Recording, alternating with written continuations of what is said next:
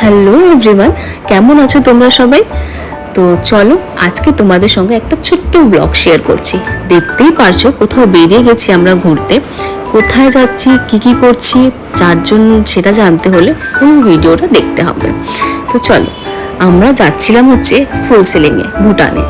তো আমার ভাগ্নি হস্টেল থেকে বেরিয়েছে, ওর একটাই ডিমান্ড, ওর মামা বাড়িতে আসলে প্রচুর ডিমান্ড থাকে ওর। আমাকে নিয়ে তো প্রচুর ডিমান্ড যে আমাকে এটা করে দিতে হবে, ওটা করে দিতে হবে। বাট হ্যাঁ, এবার একটাই ডিমান্ড ছিল যে ওকে ফুলসিলিং ঘোরাতে হবে। তো আমি, আমার ভাগ্নি, আমার পাশের বাড়ির একটা বোন বুগি, মা আর দিদি সবাই মিলে বেরিয়ে পড়েছিলাম যে ভুটান ঘুরতে যাবো বলে। তো অনেক লেট, আমাদের বেরোতে বেরোতে অনেক লেট হয়ে যায়। আমরা বেরিয়েছিলাম 2টোর দিকে। আমাদের এখান থেকে ভুটান যেতে 2-2.5 ঘন্টার মতন সময় লাগে।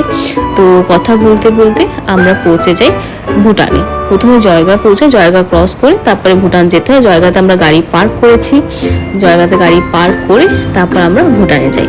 কিন্তু একটাই জিনিস খুব খারাপ লাগে ভুটানে ঢুকতেই, যে জয়গার এই রাস্তাটা এতটাই নোংরা। আমি কেন জানি না, যে এর মানে একটু পরিষ্কার রাখলেই তো মানে সবারই ভালো লাগে। বাট ঠিক আছে, এখন ওদের ব্যাপার। তারপর আমরা চলে গেলাম হচ্ছে চেক ইনে। ওখানে আগে এত নিয়ম ছিল না, আগে না, আমরা লকডাউনের আগে না প্রায় আসতাম জয়গা থেকে আমরা ডাইরেক্ট হচ্ছে গাড়ি নিয়ে ঢুকে পড়তাম। যেটা হচ্ছে গেট আছে ওদের, ভুটান গেট থেকে ডাইরেক্ট ভুটানে ঢুকে যেতে পারতাম। বাট এখন সেইগুলো নিয়ম নেই, এখন অনেক চেকিং থাকে এখানে। ফার্স্টে আইডি চেক করে, আইডিতে ওদের অ্যালাউ করে হচ্ছে ভোটার কার্ড, আধার কার্ড আর পাসপোর্ট। ভোটার কার্ড নিয়ে গেলে কোনো অসুবিধা নেই, আধার কার্ডে ওরা একটু মানে অসুবিধা করে, বাট ঠিক আছে। তারপরে পাসপোর্ট নিলে তো কোনো অসুবিধাই নেই। তো এখানে আমি ভিডিও বানাচ্ছিলাম, তো আমার দিদি ভিডিও বানানো দেখে বলছে যে তুই ভিডিও বানাচ্ছিস, চল আমিও ভিডিও বানাবো। মানে ভিডিও ও দেবে না কিন্তু, বাস এমনি। তারপরে এগুলো করতে করতে আমরা ঢুকে বললাম ভুটানে। দেখো ফুলসিলিংয়ে কি সুন্দর জায়গাটা। এখানে আরেকটা জিনিস খুব ভালো লাগে, দেখতে পারবে প্রত্যেকটা বিল্ডিং, দেখো প্রত্যেকটা বিল্ডিংয়ের কালার হচ্ছে একই। এত সুন্দর লাগে দেখতে, কোনো লাল, নীল, হলুদ, সবুজ কালার নেই, প্রত্যেকটা বিল্ডিং একই রকম। তো এগুলো বাড়িও আছে, স্টোরও আছে, হোটেলও আছে, অনেক রকমের আছে। রাস্তাগুলো দেখো কি সুন্দর। তারপর ঢুকে পড়লাম একটা ছোট্ট একটা দোকানে। এখানে খুব সুন্দর সুন্দর জিনিস পাওয়া যাচ্ছিল। দেখো কি কিউট এই বোলটা, ছোট্ট একটা বোল। এটা হচ্ছে সুপের স্পুন, আর মানে এরকম ছোটো ছোটো কিউট জিনিসগুলো খুব পাওয়া যাচ্ছিল। আর আমার দিদি কি যে বাসনপত্র কিনতে ভালোবাসে। আমারও আগে আমি যখন বিয়ে হয়নি, আমার বিয়ে আগে আমাকে ও বলতো যে বিয়েটা কর, তারপর তুইও এগুলো কিনতে ভালোবাসবি। বাট আমি তো এখনো ভালোবাসি না এগুলো কিনতে। তো দেখো ও সব নিয়ে নিচ্ছে, বাটি চামচ যত কিছু ওর সংসারের জিনিস আছে সব কিনে নিচ্ছে। তারপরে এই দোকানটাতে না খুব কিউট জিনিস পাওয়া যাচ্ছিল, খুব সুন্দর সুন্দর জিনিস পাওয়া যাচ্ছিল। হচ্ছে যেমন ওপেনার ছিল, এটা দেখতে পাচ্ছ বটল ওপেনার। তারপর ও চামচ কিনছে, এই যে ছোট্ট একটা, এই যে আমি এই দুটো জিনিস নিয়েছিলাম। কিরিং, কি কিউট না কিরিংগুলো, ইভেলাইয়ের কিরিং। তারপর সব শপিং শেষে আমরা বেরিয়ে পড়লাম। এবার আমাদের পাচ্ছিল খিদে, তো দুটোই বেরিয়েছে, 4টা বেজে গেছে। স্বাভাবিক খিদে তো পাবি। আর আমরা আসলে প্রত্যেকবার আমরা কিজব ক্যাফেতে খাই। তো এবার আমরা ভেবেছিলাম একটু নতুন ট্রাই করব। তো পাশে একটা নতুন ক্যাফে ছিল, ওটাতে যাচ্ছিলাম। বাট না, আমার ভাগ্নি একটা পাশে দোকান দেখেছে, ওর ওখান থেকে কিছু কিনতেই হবে। তো দিদি বলছে যে চল ওকে আগে কিনে দিই, না হলে কাউকে কিচ্ছু করতে দেবে না আর কাউকে শান্তি মতন খেতে দেবে না। তো চলো, ওর ডিমান্ডে, ওর জন্য যেহেতু আসছি, ওর জন্য যেহেতু আসা, তো ওর ডিমান্ডগুলো তো পূরণ করতেই হবে। তো এই দোকানে ঢুকেছিলাম, খুব সুন্দর চকলেটস পাওয়া যাচ্ছিলো। দেখো কি সুন্দর দেখতে চকলেটগুলো। এটা হচ্ছে কার্ড, মানে খুব কিউট জিনিসগুলো পাওয়া যাচ্ছিল। তো এখান থেকে ও অনেক শপিং করে, অনেক চকলেটস, তারপর কি না নিল। এগুলো হচ্ছে ওয়াইন, ভুটানের ওয়াইন তোমরা জানোই খুব ফেমাস। তারপর এখানে হচ্ছে মার্শম্যালো ছিল, চিপস ছিল, বললাম না খুব সুন্দর সুন্দর জিনিস, খুব কিউট চকলেট, সুন্দর সুন্দর জিনিসগুলো পাওয়া যাচ্ছিল এখানে। তারপর হচ্ছে এখানে আরেকটা জিনিস খুব ফেমাস হচ্ছে, বিয়ার ছিল, ককটেল ছিল, তো অনেক রকমের সবকিছুই ছিল। এগুলো ফ্লেভারফুল সবকিছু ছিল।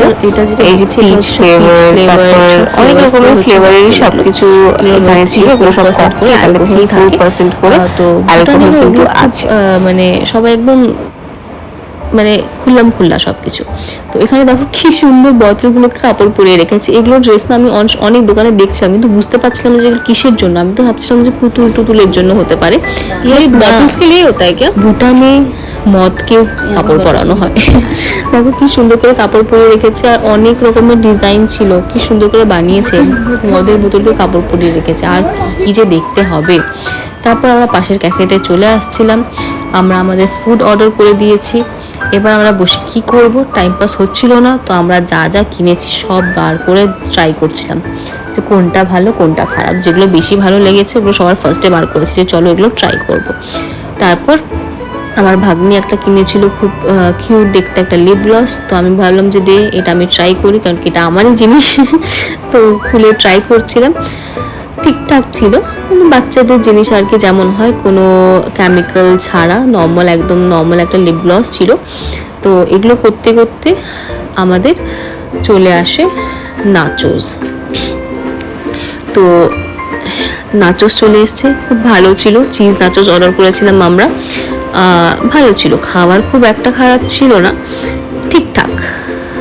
নাচোস শেষ হতে না হতে চলে আসলো আমাদের আর যেগুলো অর্ডার করেছিলাম সেগুলো।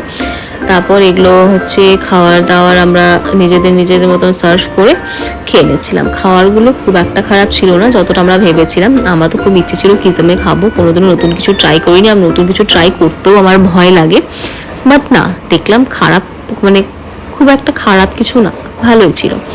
তারপর খাওয়ার দাওয়ার কমপ্লিট করে আমরা আরেকটা স্টোরে চলে গেছিলাম। এখানে দেখো স্লিপারগুলো কি সুন্দর, তোমরা দেখতেই পেরেছো। আমি এখান থেকে আরেকটা স্লিপার নিয়ে নিয়েছি, কি জানি স্লিপার কেনার আমার একটা নেশা লেগে গেছে, এত সুন্দর লাগে স্লিপারগুলো। তো এখানে খুব সুন্দর সুন্দর কফি মাগ পাওয়া যাচ্ছিল, তারপর খুব সুন্দর সুন্দর জিনিস পাওয়া যাচ্ছিলো। আমার ভুটানের না এই জিনিসগুলো খুব ভালো লাগে, যে খুব কিউট জিনিস পাওয়া যায়। তো স্টোরটার নাম ছিল কোজা, যেমন মিনিসো মোমোসো হয় ওই টাইপের এই স্টোরটা ছিল। তারপর ওখান থেকে সব কেনাকাটি করে আবার বেরিয়ে পড়লাম, এবার যেতে হবে বাড়ি। 8:30 বেজে গেছিলো। দেখো কি সুন্দর, ভুটানে একটা জিনিস খুব ভালো লাগে, সব কিছু একদম নিয়ম মাফিক চলে ওরা। জেব্রা ক্রসিংয়ে যেমনি তুমি জেব্রা ক্রসিং করবে তেমনি সব গাড়িগুলো সুন্দর করে দাঁড়িয়ে যায়। ওখানে কোনো রকমের হর্ন অ্যালাউড না, যেখানে সেখানে সবাই রাস্তাঘাটে যেখানে সেখানে হাঁটতে পারবে না। যদি তোমরা রুলস ব্রেক করো, রুলস ব্রেকেরও খুব কড়া ফাইন থাকে ওদের। আর সবাই এক লাইনে ওদের মানে মানুষের যাওয়ার লাইন বানিয়ে দেওয়া আছে, সবাই এক লাইনে যাচ্ছে আর আসছে। দেখো কোনো রকমের কোনো আর এটা খুব ভালো জিনিস, একদম নোংরা না, রাস্তাগুলো দেখো কি পরিষ্কার। এবার চলে যাচ্ছি আমরা, ভুটান থেকে আমরা এক্সিট করব। তো ওখানে ছিল একটা এন্ট্রি গেট আর এক্সিট গেট আলাদা। দেখো সবার হাতে একটা একটা করে শপিং ব্যাগ, প্রচুর শপিং করেছি, প্রচুর। আমার ভাগ্নির তো সব থেকে বেশি, ওর তো মনে হচ্ছে লটারি লেগে গেছে, ও যেগুলো জিনিস চাইছিল সব পেয়ে গেছে। তারপরে আমরা হচ্ছে একটা জায়গায় দাঁড়িয়ে চা খাচ্ছিলাম, চায়ের জন্য দাঁড়িয়েছিলাম। তো চা আর ব্রেড নিয়ে নিয়েছিলাম। চা কমপ্লিট করে আমরা পৌঁছে যাই আমাদের বাড়ি। ফুল ভিডিওটা কেমন লাগলো অবশ্যই জানিও, আর এভাবেই ভালোবাসা দিতে থেকো। Thank you.